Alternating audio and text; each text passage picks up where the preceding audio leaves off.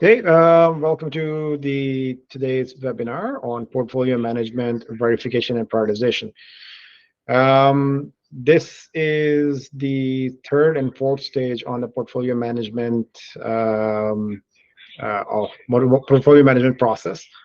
I had covered the first one, strategy, and the second one, identification, definition of the project, in an earlier webinar. And for those who were not part of that webinar and still want to see it, ask for a video link, or if you search it on YouTube channel, I'm sure you can find it. For now, we're talking about the third and fourth stage, which is the project verification and portfolio prioritization. Aim of these two stages is to make sure the business cases that are being identified for the projects are verified by the right people. And then, if you remember from the first stage when we were defining the strategic alignment and the strategic drivers and KPIs, were not counting or not duplicating efforts towards those KPIs. So some kind of a vetting or verification has to happen. And then once we've gone through that, there's the prioritization of that portfolio. So you've got a lot of lists of different good opportunities. We prioritize those and actually have a portfolio day. And then what follows after that is a budget approval, or if there's a request to change or reduce the capital, which does happen quite often, then you have a process to process a proper process to do that, not just cut it across the board. Okay, agenda today, portfolio management. Again, I will cover very quickly what and why, what are the 6 stages, a recap of the first 2 stages, and then we'll get into the other 2 for this week. So what is portfolio management process? It is a way to improve project selection according to the strategic plan, focusing on integrated results, not only on isolated projects, like what is a bigger picture? How do we get to getting the value for the organization at the end of the value chain? It is a method of ensuring that the best projects are properly resourced, regardless of site. It is a method to ensure a proper business case and risk rating is developed, which is the part of what we're doing today. And it is a method to improve tracking of work against integrated planning, which will be the last 2 stages on the next webinar that I'm going to do. Here are the 6 stages: strategy definition, the first 2 for the first webinar, verification, prioritization, what we're doing today, and then tracking, validation after the budget is approved. How do we track it? How do we validate the results? Which will be the last 2 stages. So very quickly, what we discussed in the first webinar on this series, under strategy alignment, what we're trying to do is identify the strategic drivers for the organization or for the asset that we're dealing with, and looking at multi-year objectives and goals. So from the strategic drivers, we're going to get some KPIs. We can identify what the gap is, how we can close the gap over a given period of time. And then we can start using the identification of the projects which we need to close that gap. And then that leads to the definition of that project, that the opportunities we've identified.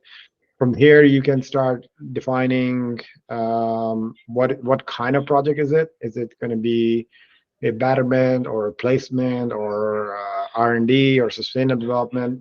Whatever kind of project it is for the needs that you've identified in the strategic drivers. And then you really lay out the details of the projects. The aim of that second stage is to standardize that across all projects which have been identified. So we covered that in the first webinar. So now today, let's talk about the next stage, stage 3, which is verification.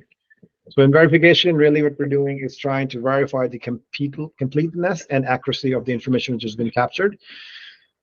This check is for the economic feasibility and integrity of the information. Typically done by, so this is the first level of verification, typically is done by the superintendent and manager responsible for the department approval. They ensure the detailed info for project, in particular financial and risk, is properly entered and is according to a standardized criteria that we have identified for the company upfront. Really, this stage is about quantity of information. We've captured every aspect of the stuff that we identified in the second stage, which was the definition of the project. And at this stage, what we're really looking for is if the project is worth sending to the next level of verification or approval based on its own merit. Not that is project worth funding, or do we have the funds, how much funds we have available. Like, we're not really talking about that right now. We're just saying, is the project got enough information that it can be evaluated on the next stage? So the next stage is technical and financial verification. For technical, obviously, it's health and safety, environment, legal team, or any other committee that you may have, which is aligned to the project goals or objectives or the scope, should have a look at those to try to understand what is the quality. Is the quality there for them to make an assessment of that business case?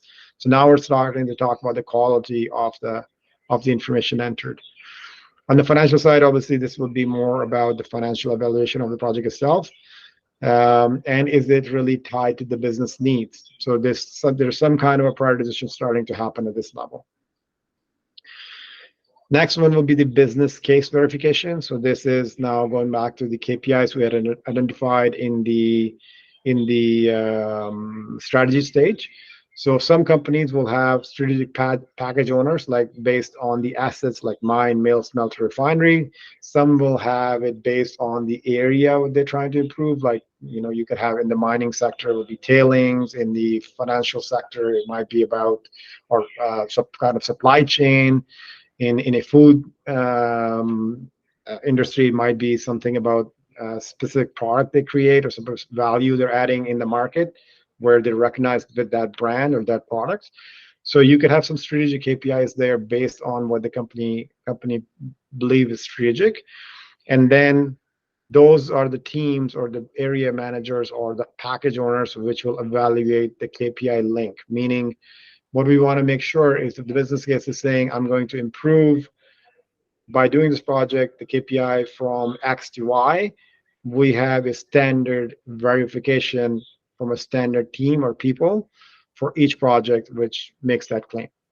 And at the same time, they're looking for the business case duplication. So senior people, team, whatever we have, can then have a look at this project and make sure that if we're going through 50, 100 different projects of trying to do risk reduction, or we're trying to reduce costs, or we're trying to improve productivity or throughput or whatever quality efficiencies, we're not all talking about the same thing. So you have to kind of do some kind of vetting to say how much really this part of the project, which is requesting certain funds or certain resources, is going to add to that bottom line.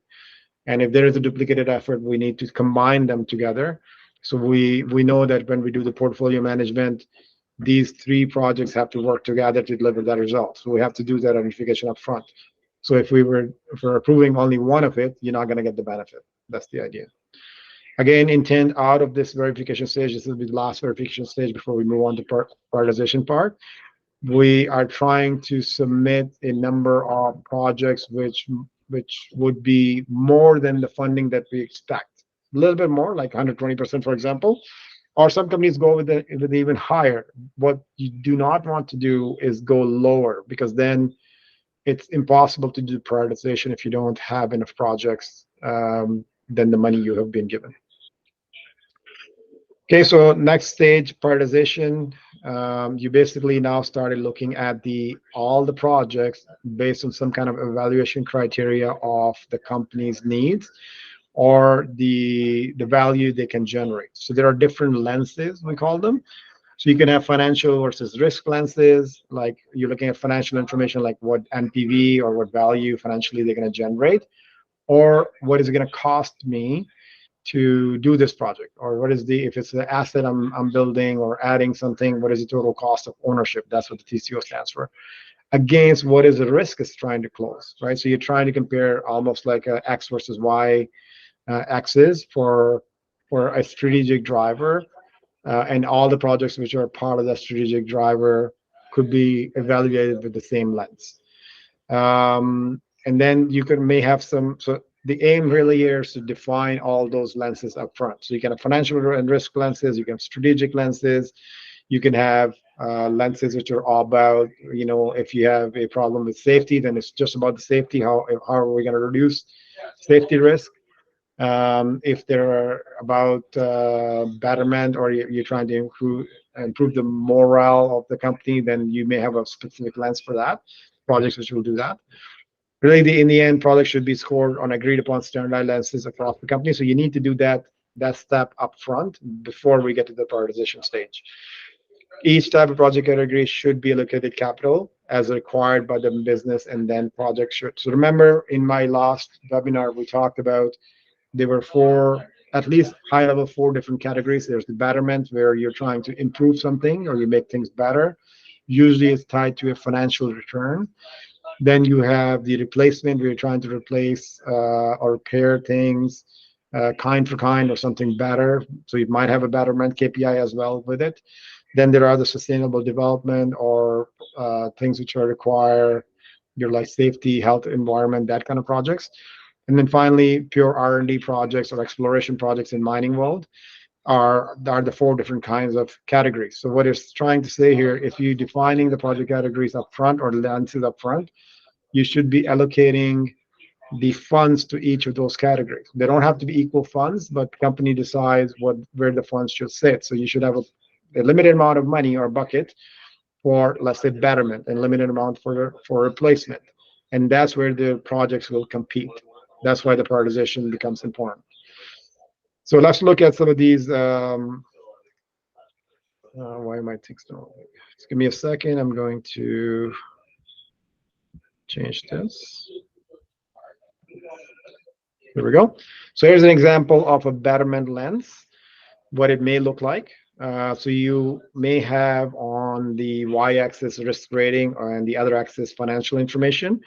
And really, then risk would be scored based on the risk rating of the project of what it's trying to close. And the financial may be based on factors like NPV, IRR, like the rate of return, payback, how quickly we can get the return. And then you score those projects. So the dots on that grid on the left, bottom left, will be the projects which are identified under the betterment category, have been verified, and then they're showing up here. And that gives you the ability to prioritize.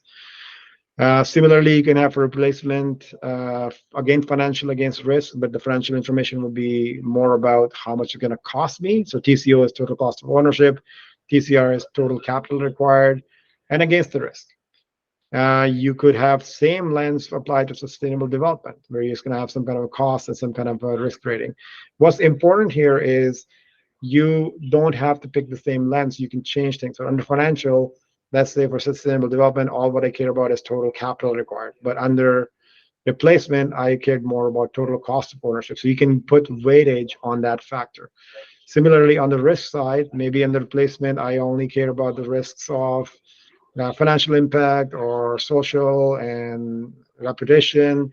And then there's sustainable development, maybe it's more about regulation or reputation or social health and safety environment. So you can actually pick and choose. You don't have to use all of them in every lens, but that's the idea. R&D, similarly, it will usually be in financial against the risk rating. I think this slide helps understand that better. You can have multiple lenses with multiple factors laid out for different categories. So this is an example of how it was done in one of the companies we did it. And as you can see, you have betterment, productive process. They had 3 different lenses to score each project, which was part of betterment productive process. And you got 3 different scores. And then when you go to the prioritization day, or the portfolio day, those scores are laid out and the projects can be prioritized. And the senior executives, the board, can then look at that and say, really, I care about lens 1 more than the lens 2, or lens 3 more for a certain category. So let's prioritize based on that. Or you can say, I'm going to average out the 3 lenses and I'm going to take that as a score. So it's really becomes easy to prioritize projects if you do this upfront and do the definition properly. However, for this to work, I have to stress again, the quality information has to be identified and vetted. That's why the verification stage is there. And then the proper information has to be identified and defined in the stage before, and the strategic drivers have to go. So that's why those stages are all needed. So portfolio day, once all the projects have been validated and scored through the prioritization, allocation of capital must occur through a portfolio process. Higher ranked projects should be prioritized first, and so on till the money allocated to a category such as Betterment, is exhausted. That's why we were saying the money shouldn't be just like, I have so many $1 million to spend. It should be about how much of it I want to apply on what category based on the strategic need of the business. And then prioritization process may result in accelerated, decelerated prioritization or deferment of projects. So those are the three options you have when you're selecting for each project. What are the results? Usually, it will be a fourth one, which we say this is not going to move forward, so you cancel it altogether, or you will have something which says I'm going to defer this project because it's not the right time. It could be because the strategic needs have changed since we've started defining, or something else is happening that has to happen first before I can do this project. So you defer it. The decelerated or accelerated is really, I believe the value is so good that I'm gonna actually accelerate, provide more funding, more resources to accelerate this project to get it done quicker than what was planned. And decelerate is okay. Maybe the whole of this project, what is asking, I'm gonna do it in 2 years, 3 years, instead of the 1 year it was asking the money for. So those are the different options there. If a budget revision after original prioritization requires the reduction of funds, then the project scores should be revised as well to cut the project. So basically, what it's saying is you need to use the scoring system or the lens to then deprioritize, right? So you shouldn't be going back and saying let's cut it across 10% all across, right? Because that just puts the unrealistic expectation or unrealistic demand on the projects to get things done in less funds and still deliver what we said we're going to deliver. So that's why doing this exercise of actually having the right information, right business case, writing it becomes important. So you can then say, yeah, I have less money, so I'm just going to say I'm going to do less projects, not just cut the money across everything. Okay, my last slide here is similar to what I did in the last one. So whenever we have been part of this defining the portfolio management for a company, usually it's about making sure the right rigor is there for identifying the projects, prioritizing the projects, and then delivering the value out of it. So there's the different asks out of the portfolio management based on where you are. And typically, we start by looking at the process itself, not by defining the project properly. It's more about, do you have the means to do this? Do you have the means to vet the information properly? Do you ask the right questions? And when you're using prioritization and tracking, do you actually go through the process of defining the lenses, tying it to strategic drivers, and then using that tool? Not that just you do it, and then when the time comes to do the budget approval, we end up choosing the projects based on feeling anyways. Okay, and then during an AI development of portfolio management system, obviously the focus would be on building the system components, building the processes, and not trying to make sure that one of the project is better than the other one. And obviously coaching is always our central theme, meaning if you're doing this, the idea is to pass that knowledge to the people who are going to be running the portfolio, because we are not the one running the portfolio system. So that's marks the end of today's webinar. I am ahead of schedule this time, so that's good for once. And I have some poll questions there for this webinar. I'm going to switch to question answers just to see if there's any questions. I do not see any, so I'll open it to you guys. If you have any questions, go ahead and ask, please.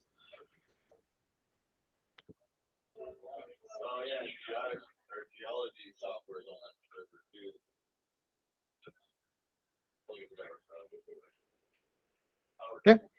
If you got no questions, that's okay as well. I will give you the time back to go use it for your lunch. Please help me answer some of those poll questions as you're leaving. And thank you for attending. Hopefully, we'll see you on the next webinar.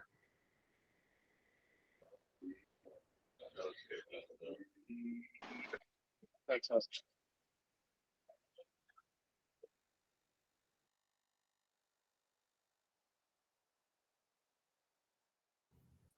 Thanks, Hassan.